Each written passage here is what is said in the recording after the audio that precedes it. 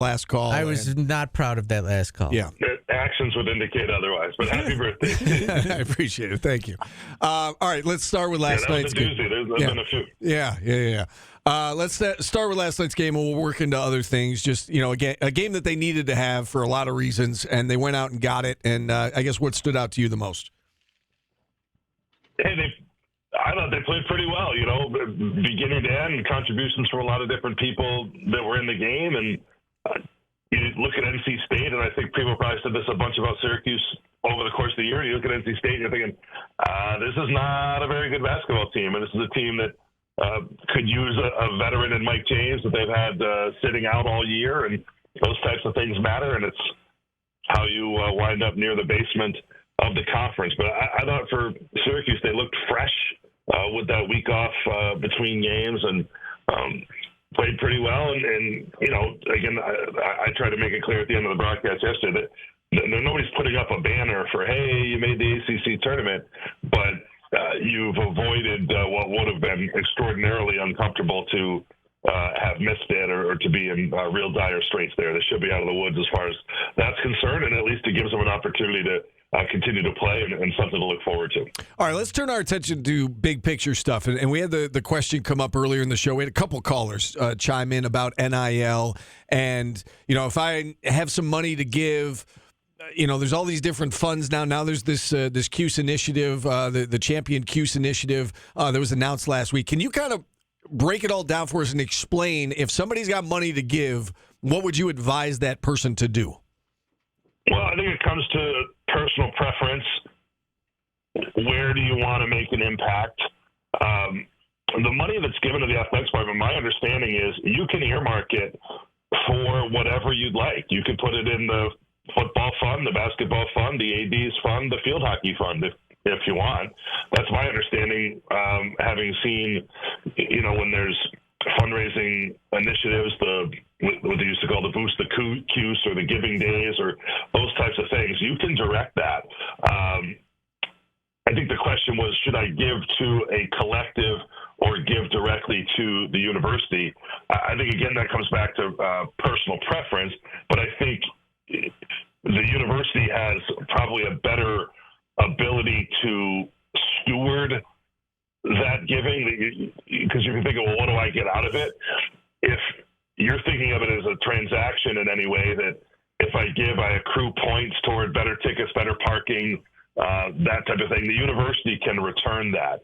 A collective, which is an outside entity, they can set up their own schedule, and they're not mandated to have any schedule of, what's the reward, or in some cases it may be something that appeals to you even more, access to this or that, So I think that comes down to, if you have the means, how you want to do it. I think they have different models, right? And I wouldn't presume that everything that's currently in place is going to continue to be in place forever.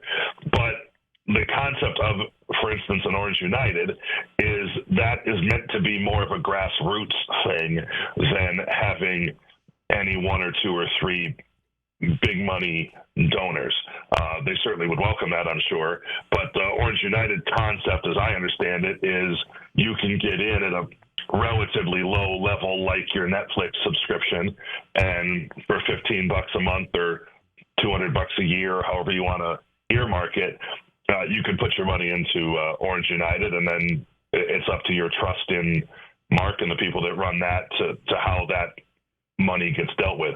The university, at the end of the day, needs to have the money because they're making this pledge that they're going to come through at the maximum level of the $20.5 million.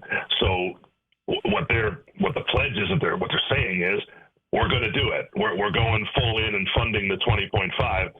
Now we need to maximize every revenue stream to account for that money and be cost conscious and all these other things you can do to make your dollar stretch.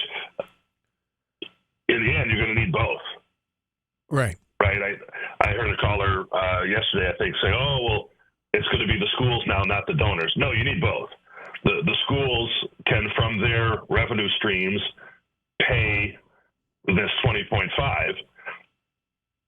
True NIL operates outside of that, and all the issues you're talking about in terms of your relative strength in NIL are going to continue. The schools that are great at NIL now are still going to be great at NIL, and the schools that have struggled with it may still struggle with it, because it all comes from what's your capacity to give and the various revenue streams of the school. You know, a common comment that we get, I'm sure you get it a lot as well, you know, from fans is, well, why would I give to NIL now? Look at the product on the floor. What is your response to that when you hear that?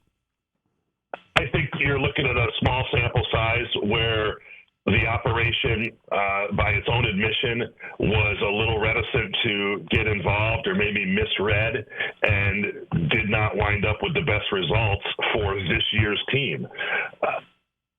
What I'm saying is, when you hire a coach, you don't hire him for a year and a half or 2 years. You got to give him at least one more cycle and one more chance.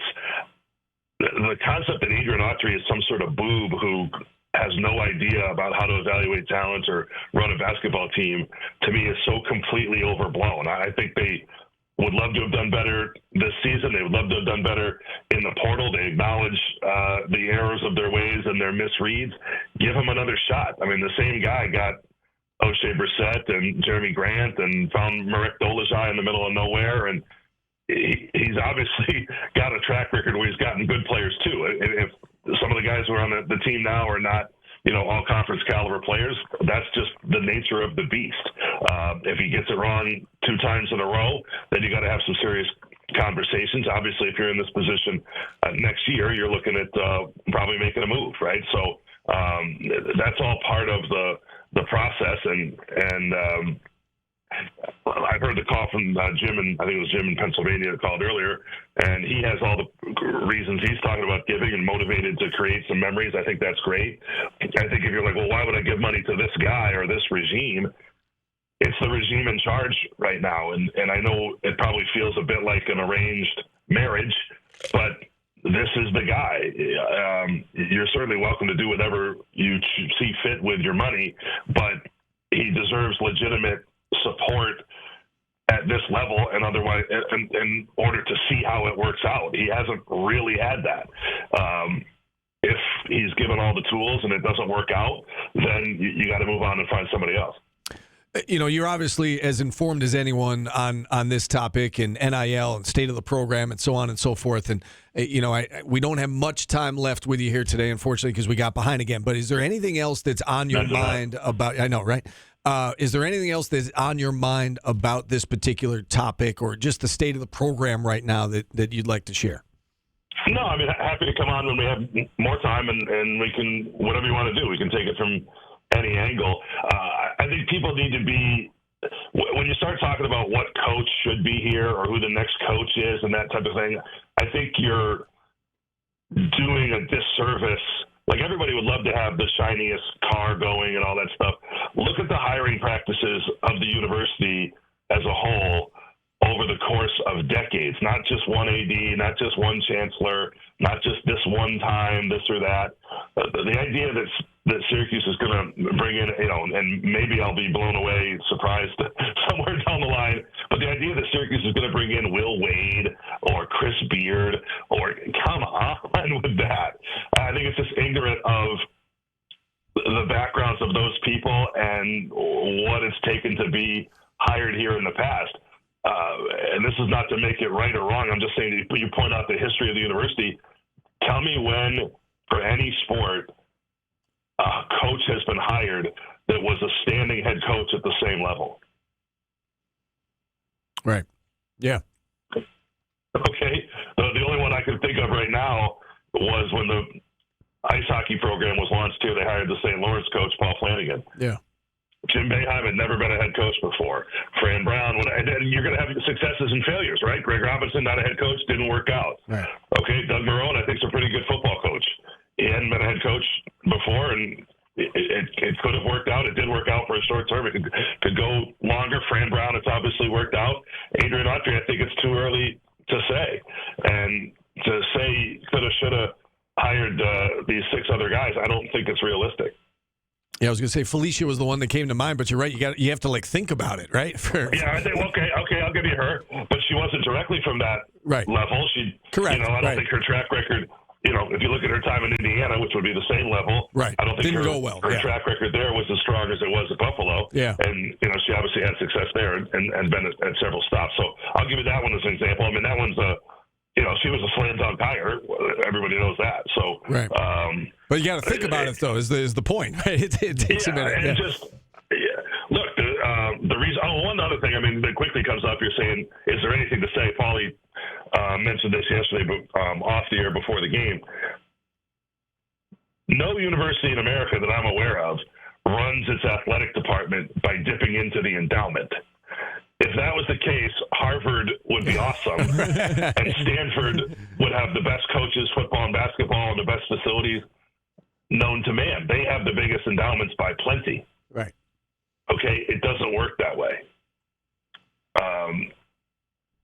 How you do with NIL and all of that has a lot to do with the capacity of the giving base, how motivated they are to make it happen. And again, we can all lament it or talk about the pros and cons of all of it. It's just it's not going away right now. And so for the near future, the idea for Syracuse and other like schools to be successful is they're going to need to have the funds to lure the best talent, that's players and coaches collectively, and it's going to take all the revenue streams that you can think of to make that happen. All right, Matt. Good stuff as always. Really good insight. We can let the Newhouse kids be late. It's two professors chatting it up. And you? They're right down the hall from me right now, so I can just go yell at them and tell them it'll be late. So I think maybe in a closing thought too, it's people want reason to be optimistic, right? I mean, they want to see the fruits of their input, and that's totally understandable because everybody who does give to the cause should be appropriately thanked and appreciated for that by the people they're giving to. I know it's a different world and it takes a little getting used to. We're all kind of hanging on for the ride right now, but the track record of Syracuse basketball over a half century would indicate that this year is an outlier. And while times are changing, I think you got to have faith that it gets better going forward. And if it doesn't, appropriate measures will be taken. Yeah, no doubt. And we've got the Adrian Autry Show tonight over at Carrabba's, correct? Yes. All right. Thank you, Matt, as always. Voice of the Orange, Matt Park, joining us here. And we'll take our final